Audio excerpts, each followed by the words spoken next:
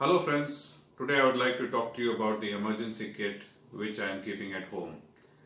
Unlike in India, in Europe and US, they all have a bug out bag, a survival kit or an everyday bag or something like that which they use for emergencies and for as a survival kit. But in India, where our conditions are different and where our natural calamities are more of cyclones and floods and landslides, and currently now you even have epidemics. It's always good to have a small emergency kit at home which you can rely on or go back to in case of an emergency. So today I will just show you some things which I have in my emergency kit. There is no hard and fast rule. I am not an expert. Most of the things I have seen and learned from the internet itself. So I've made this emergency kit for myself and my family just in case the situation comes sometime. Starting off with the power bank. We all use a power bank to charge our electronic devices. But you should remember that once you charge your power bank fully, the charge on the bank could last about 3 to 4 or 5 months. Why I'm telling you this is that I've heard from people who have been cut off due to landslides and all that. Their villages have been cut off. They completely forgot that they had some power in their banks, and when they checked out their power banks, even though they had charged it a couple of months back, there was still some charge and they were able to charge their mobiles with it. So always have a power bank fully charged and kept away so that even after 3-4 months the charge will hold on it. Yeah. The next thing I want to talk to you about in my emergency kit is salt. Salt, simple thing, be used to season your food. And the other thing we use of salt is if you have some insect bites or something, it takes out the pain if you rub some salt. If you have some wounds, you can wash it with salt. You can even brush your teeth with salt. So it's always nice to have a little bit of salt in your emergency kit. The next thing is cable ties. Cable ties have so many uses. If you go to the internet, you can see so many uses of cable ties. You can use it as a shoelace. You can use it to tie things. You can use it to bunch up things. You can use it to, even if you have a broken arm or a broken leg, you can use splints and use a cable tie to, hold those splints. So cable ties, different sizes, have them in your emergency kit, always nice.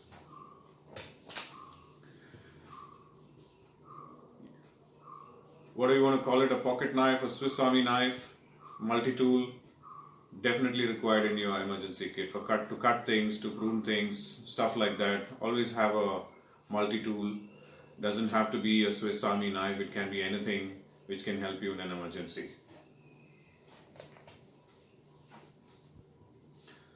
A whistle. When you want to call the attention of rescuers, you can always use a whistle. A whistle can also be used when you want to shoo away some dogs or some monkeys, things like that. So a whistle will always come in handy in an emergency situation. Similarly, you can have a small mirror. You can to call for help. You can shine the light onto rescuers and all that. If you don't have a mirror, you can even use an old CD to reflect light. So a whistle, definitely part of your emergency kit. Have some rope or twine. Always comes in handy if you want to hang something, tie something, if you want to make a temporary shelter of tarpaulin or something like that. You want to tie something, definitely a little bit of twine will go a long way and should be part of your emergency kit.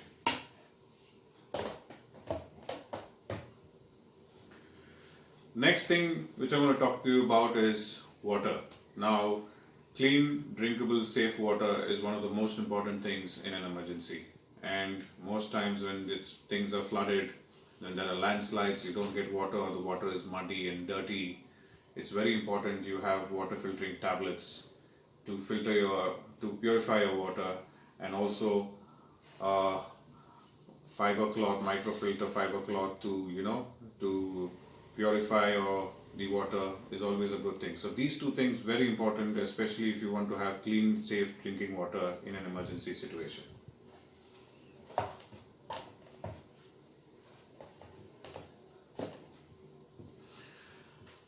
Now, part of my stuff in my emergency kit are also survival items. So people have separate survival items, survival kits, people have separate emergency kits. For me, everything goes into one plastic box. So if you can see, I have named my plastic box emergency kit. So another thing about survival is fire, how to make a fire.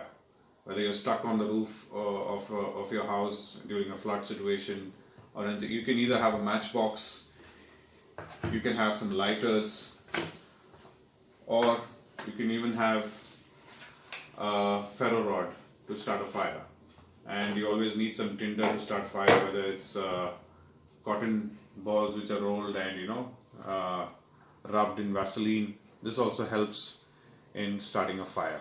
To start a fire, one of the best solutions which we can have for tinder is to have cotton balls rolled in Vaseline or petroleum jelly, and we can use this as tinder when we need to start a fire. This comes in very handy and this catches fire very quickly. In your emergency kit, it is always nice to have a matchbox to start off a fire, or you can also have a ferro rod which we can use to start a fire, along with some tinder which we have already made, which is basically cotton balls and which has been rolled in petroleum jelly. So we can strike the ferro rod against the cotton which has been rubbed with petroleum to easily start a fire. A flashlight, definitely a part of your kit. You never know how long the power shutdowns will be there, where you will have to walk in dark places, whether you will have to walk in dark places during a power shutdown. So always keeping a flashlight with some spare batteries, a very good idea in an emergency kit.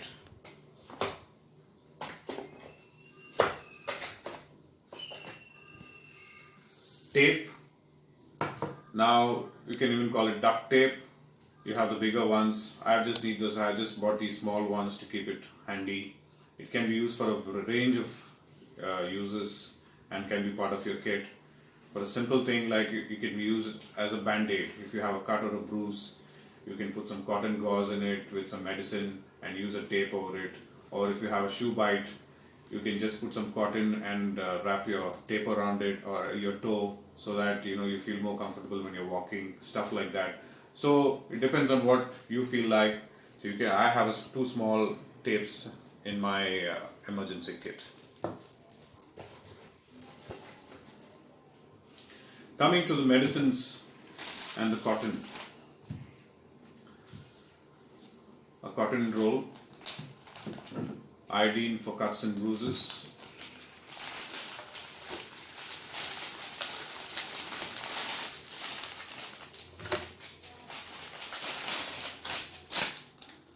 some cotton gauze which you can have in your emergency kit, some band-aids, common over-the-counter generic medicines like Dolo 650, cetirizine tablets, you have Ibugesic Plus paracetamol tablets. Then in case of dehydration, you have the WHO recommended electrols. In case somebody is badly dehydrated, we can have these in your as part of your emergency kit.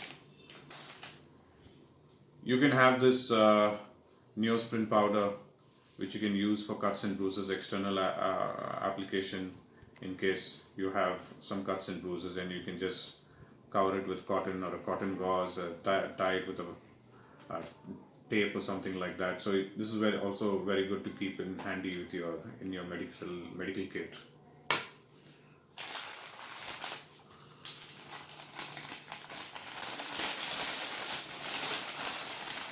There is nothing that a hard and fast rule that you should have so and so item in your medical kit. You can keep things which you feel are important and which are mandatory, like basic things. Only thing about this medicines which you're having in your emergency kit, please remember to always check the expiry date and keep replacing it or using it for your personal use during the normal times, and replacing it when it's closer to the expiry dates. A packet of rubber band always comes in handy.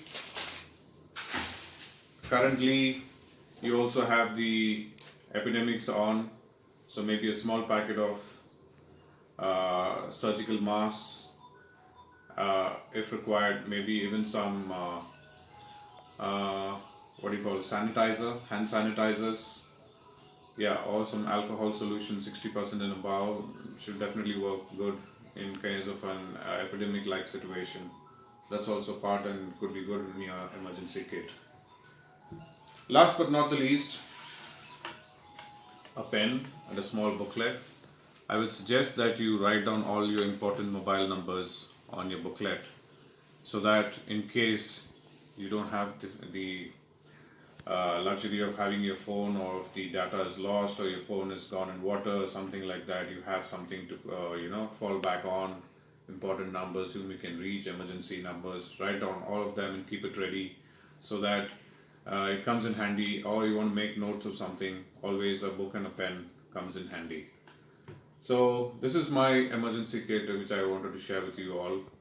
Please make your own emergency kits at home. As I wanted to say again, I'm not an expert.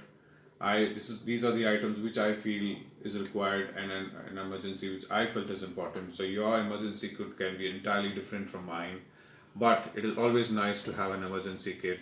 Thank you for watching this video. Hope you liked it. Please give me your valuable feedback. Thank you once again.